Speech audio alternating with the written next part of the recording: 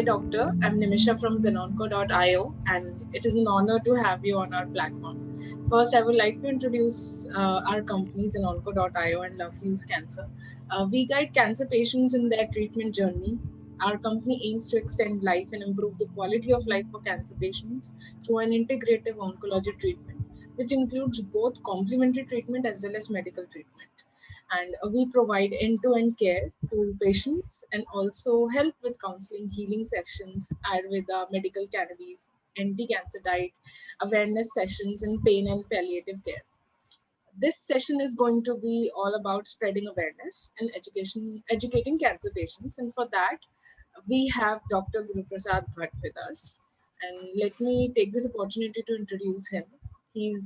He completed his MBBS from KMC Mangalore in 2007, pursued his post graduation in general medicine from Sri Siddartha Medical College, Tumkur, in the year 2011, and further he obtained his DM in Medical Oncology from Kidwai Institute of Oncology in 2014.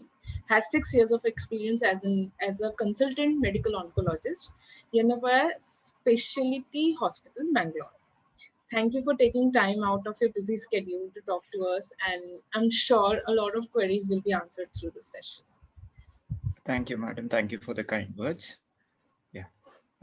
Greetings from Guruprasad. Yeah. Please start. Yeah. So, doctor, can you please describe us more about breast cancer and how one must effectively manage the symptoms and side effects? Okay. The first thing is breast cancer is the most common cancer, not just in India, it's the most common cancer worldwide. So this is not just females. If you take both male and females together, still breast cancer is the most common cancer in India and worldwide. So roughly 1 in 8 females develop breast cancer. The common symptoms usually occurs are in a postmenopausal woman, that is after menstruation stops, a lump is seen in the breast, and she can have a lump in the armpit also, axilla. So these are the two common presentation. Other than that, they can have a blood from the breast, blood from the nipple, or they can have the skin of the breast becoming like an orange, what we call a pudy orange. So these are some of the symptoms of early breast cancer. As it progresses, you can have symptoms of metastasis. That is, once it spreads somewhere else. So you can have breathlessness when it spreads to the lungs, fluid in the lungs, or you can have back pain when it spreads to the bones. So these are some of the symptoms it presents. Now, asking about how to manage, there are a lot of treatment options. Surgery is one of them. Operation is one of the treatment options for early breast cancer. Radiation is one of the treatment for early breast cancer when after surgery to prevent it from coming at the same site. And based on the subtype, whether it is hormone positive or hormone negative or HER2 positive, treatment therapies are there. So systemic treatments can be chemotherapy, targeted therapy, or hormonal therapy based on the age. So, like, how much do you think regular breast cancer checkups helps in prevention of breast cancer? Okay. Regular breast checkup. First thing first is um, here in India, we most of the patients don't do it. So the thing is, everyone, rest of the world, most of the breast cancer present in early stage, so they are not even clinically palpable. So something which is screen diagnosed, or mammogram, what we tell, which is like an X-ray for the breast. In India, most of the time patients come in the late stages because a woman will take care of her family, children have to grow, let's wait for something else to happen, because it's usually painless in the early stages. So they usually ignore it, and when it becomes pretty big and symptoms develop, pain develops and things like that, they come to the hospital. So regular breast checkup can be done in 3 forms. One is a clinical breast examination. The female can examine her breast herself at least once a month during the time of birth. It can be done in a simple examination, clockwise, anti-clockwise, and examine both the breast and the armpit. You can also examine by doing a regular scan called the X-ray of the breast, called the mammogram. In case the patient doesn't have any family history of breast cancer, a simple X-ray is all that is sufficient, at least once a year after 30 years. or 40 years till 60, 65 years is what we advocate, because that's the age where they develop breast cancer. 40 to 60 is the age commonly in India where they develop breast cancer. In case there's a family history, that is, there's someone in the family who already has, consult your doctor and they will suggest a better scan like MRI or some better other tests are there. So these are the tests which we always suggest patients to undergo uh, regularly: a mammogram, an X-ray of the breast, an MRI, which in high-risk patients, or clinical breast examination is all what we suggest. Thank you. And like, what are the barriers you think prevent women in our society from doing regular breast checkups? There can be multiple barriers. One is the first thing first is awareness, lack of awareness itself, that a painless lump in the breast in a lady who's 50 years can be a breast cancer. And that is one of the early barriers, lack of awareness. Second is social barrier, where most of the time female may be alone in her house, going to the hospital, getting that scan done, may be more troublesome. They'll be waiting for her husband to return, who may be abroad or somewhere else, some other part of country where they'll be working, or they'll be waiting for something else in the family to happen, children to come back, or who are gone somewhere else, and things like that. So women per se going to the hospital and getting it checked may be a problematic thing, may be a difficult thing for them. But yeah, first is lack of awareness. Second is the getting the test done.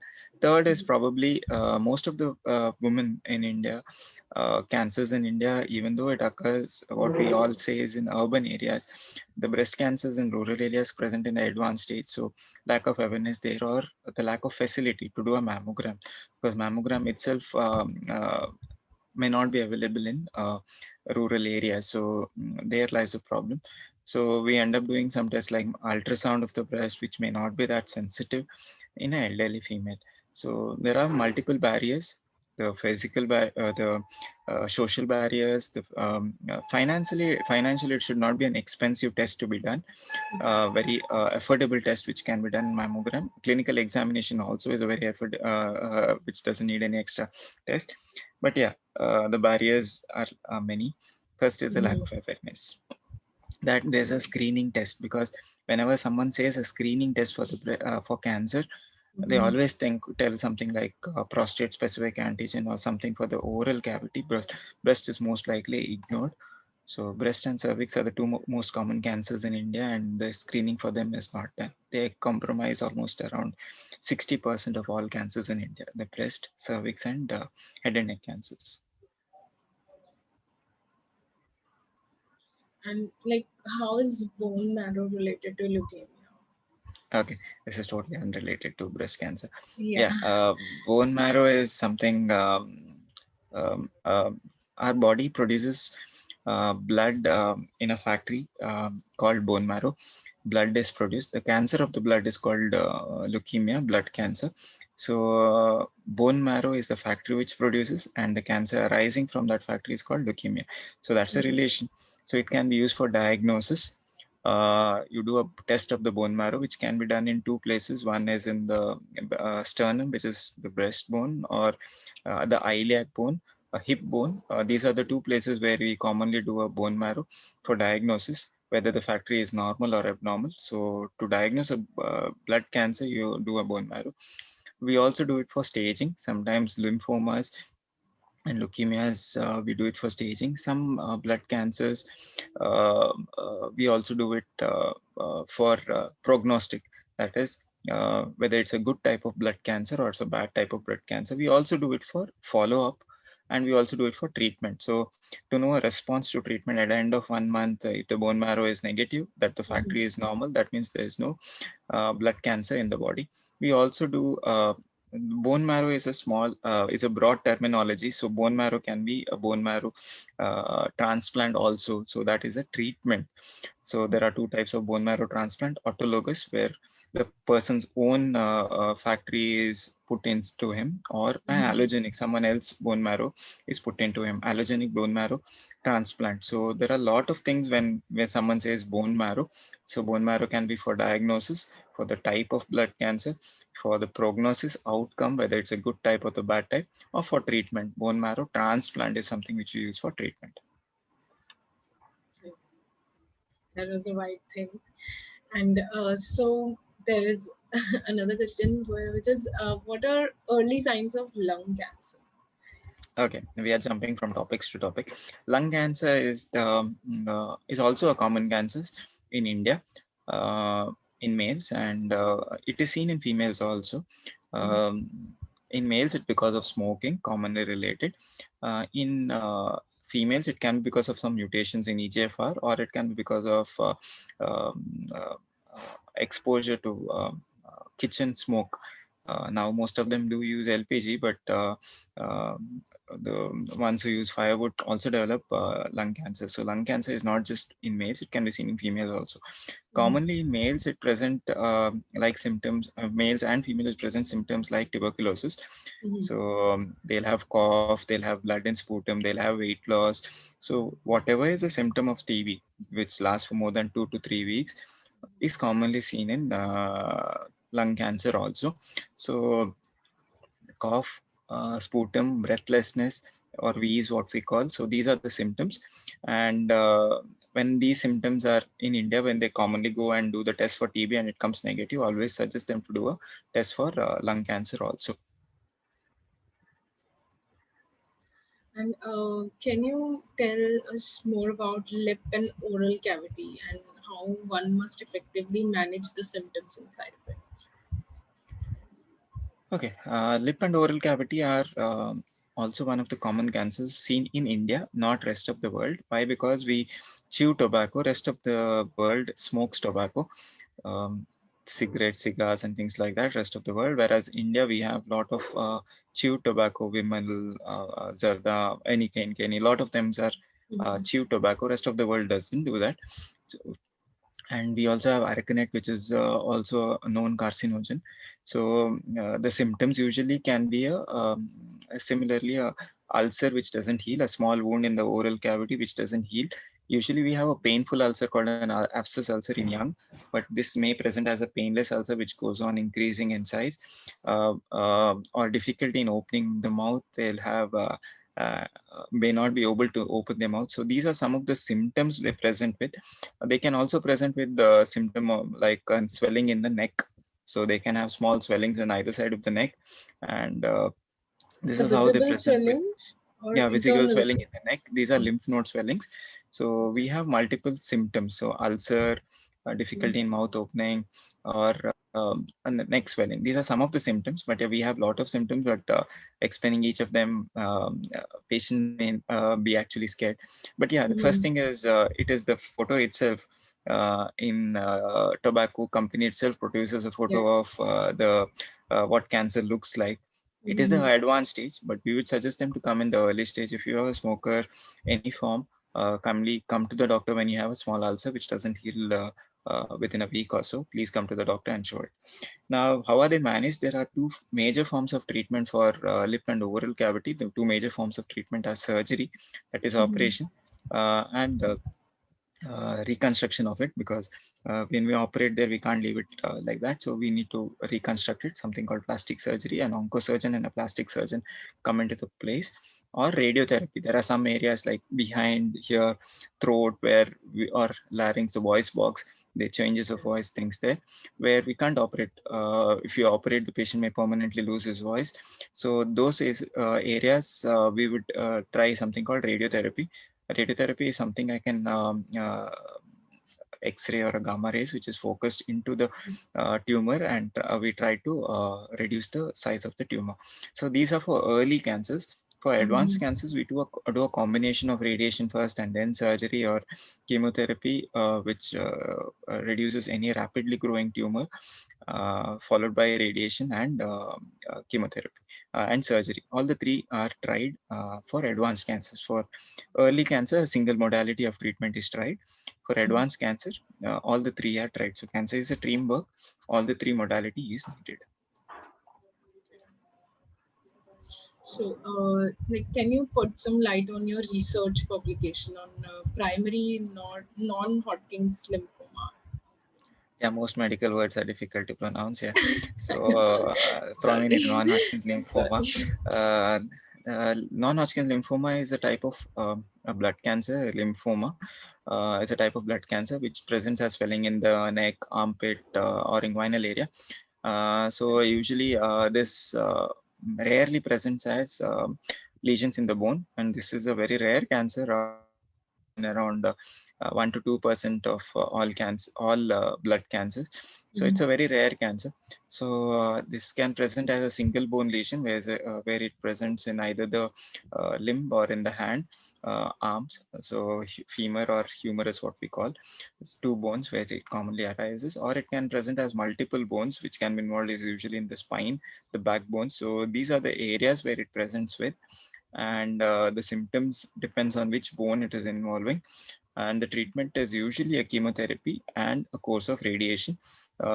Chemotherapy is usually R-CHOP, because the most common type is a diffuse large B-cell lymphoma, and Mhm. the radiation is a definitive radiotherapy when it is a monoosteotic single bone lesion. And sometimes when it is multi-osteotic, if paraplegia is there, meaning the patient is not able to walk, we'll give a course of radiation and then give chemotherapy. Usually they have a good prognosis, a So, monoosteotic one. the treatment is related to the stages in this particular Yeah, case? stage. Most cancer treatment is dependent on the stage. So the earlier the stage, the better is the outcome. So, when it comes to advanced cancer patients, how has alternative and conventional medicines helped in managing their situation? Okay, this is something like asking an engineer to explain how to build an aeroplane, or to treat medicine. Since I am into purely um, uh, stream of medicine, which is MBBS, MDDM. So we are in different stream. Asking us about alternative medicine, I can do explain, because most of our patients do take this treatment. They have their confidence in it, because the first thing is we are not supposed to market ourselves, whereas Ayurvedic people are allowed to market. So there are a lot of Mhm. marketing things which is happening around the world. Alternative medicines are allowed to market. We are not allowed to market. As a doctor, we are not allowed. As a hospital, a group is allowed to market. So because of all the ads around, they are able to market. Second is we have the good part of both this one. So our cancer drugs, some of them like taxanes, are derived from plant-based treatment. So if there is something good there, the scientists will do their research. Over time, after 10 years or 15 years, once the research is done, if there's something worthwhile, we do incorporate them into us. But yeah, finally, patient has something called belief, faith, and things like that, where that also plays an important role. So if a patient has faith in something which is there, we always tell, please go ahead, take the treatment, take our Mhm. treatment, but yeah, do follow whatever you have belief in, because there are a lot of other things also working in them, that also helps them. So since I'm Okay. into an stream of medicine, which I may not be able to, I'm not a good person to explain about alternative medicine. I'm just giving, hitting down the bush is what I'm trying to say. Okay. Not something which I am that well versed that's with. okay. That's okay. So, like, it happens that people have a positive energy and then they try to heal themselves from that only. Happens in many Yeah, so cases. I'll stick to Yeah. something which I am very good at, that is medical oncology, the chemotherapy, the immunotherapy, and things like that. Since it may not be nice on me to speak on something which is controversial. Sure. And like, could you kindly share your thoughts on misconceptions with regards to cancer in society? Yeah, the misconceptions commonly seen are cancer. When you say the word cancer, it means a death sentence. It is not so. Most of the childhood cancers are curable. 90% of them are curable. So any child with any cancer, probably in early stages, they are all curable. So child, don't ignore the symptoms of cancer. Mhm. Now, coming to adults, may or may not, if you come in early stage, even those cancers are curable. The common misconception which patients have is cancer is hereditary, which is very rare, 5 to 10%. Majority of the cancers is not hereditary. So they think that if someone in my family has cancer only, then I will develop cancer. No, it is not so. The other common misconceptions which they have is from the University of WhatsApp, which they read something and they have a lot of misconception. Something like uh, there are a lot of things which we In just that case, like I've heard that people needs to get some medicine or injections if in their family someone has any uh, any history of cancer. The child or other family members should get medicines in advance. yeah. So the common misconceptions there are in the WhatsApp University. I can tell some of them at least that someone in the family has cancer, you will develop cancer. It's not so. So there's something called penetrance. So how much is the see? You have 50% of genes from your mother and 50% of genes from your father. How much of that genes is expressed in you also depends, and other things also like the surroundings, whether your Mm. parents had some bad habits, they were obese, fat, they had some habits, alcohol, smoking, and things like that. All that matters. It's not just one that someone in your family had, you will also have. Maybe a 5 to 10%. There are genetic cancers, which we all know, like BRCA mutation and things like that. But yeah, Mm. a general misconception is cancer is death sentence, cancer run in family. Uh, there are a lot of other misconceptions too. One is cancer treatment is too expensive. Yeah, we have a lot of schemes around, and they cancer treatment can be given free in a lot of schemes, the insurance, private insurance, or the government schemes. Mhm. Blindly following something on WhatsApp telling that take this juice, take that, and your cancer is cured, it's not gonna happen, because if that was so, the whole world and universe would have tried taking it, not just people from some place, someone would have taken it. So we have a lot of misconceptions. But yeah, I would suggest that whenever you get a forward in WhatsApp, kindly consult your treating oncologist and then take it, is what I would suggest. So, Because your oncologist yeah. will always be happy to answer your queries all the time. Thank you so much for that. And like, how important is it for patients to stick to their follow-up plans post-surgery? Okay, post surgery, the thing is, there are a lot of things which we tell them. One, maybe they'll be probably having their tube, something which is sticking out from their body for draining. So blood may Mhm. be coming, so fluid will be coming. We'll tell them come back after a week. Once a fluid comes down, we'll be able to remove that. Or post, we'll ask them to come back after 10 days for removal of sutures and things.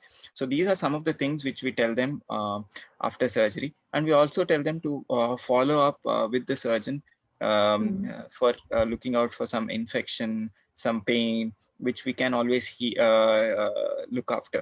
For example, if you have a breast, there may be some swelling in the arm.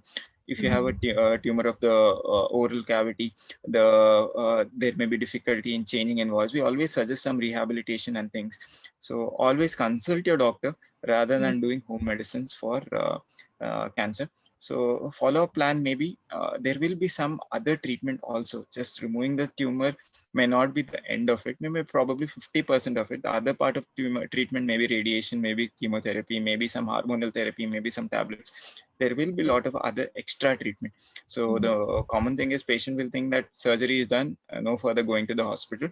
It may not be so. Just visit him once whenever he has told you to visit. Maybe a lot of things post surgery, surgical complications can be looked out, or extra treatment for cancer can also be taken care of.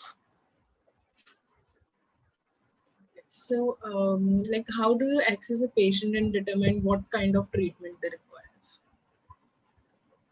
Okay, for how patient?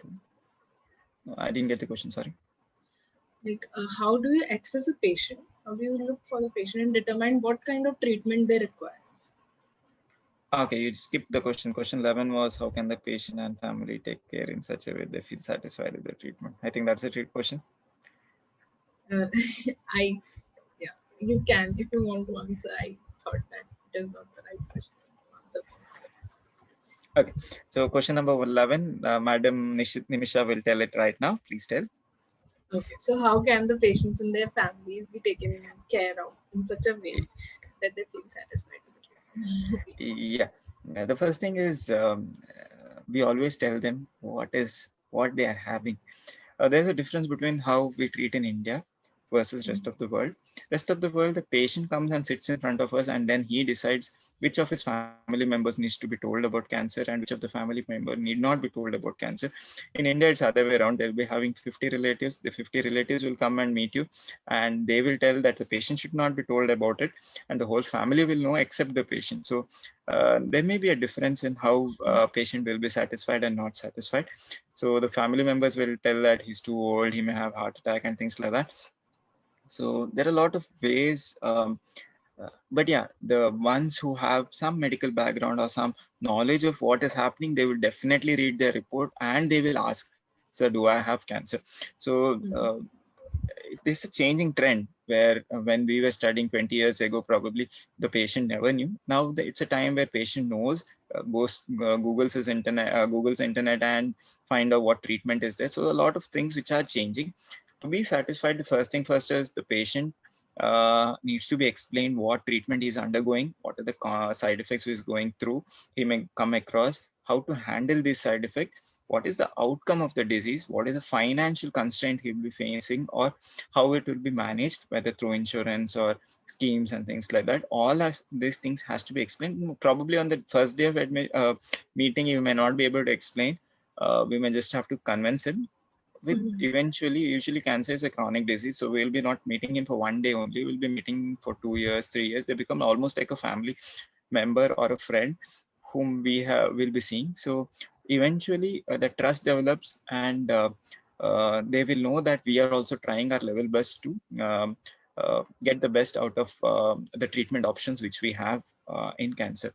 So it's a matter of time. So it's not that one day I tell everything and he'll feel satisfied. No, with time they will develop the trust. So Yeah. it's like any other disease where it takes time to the trust to develop.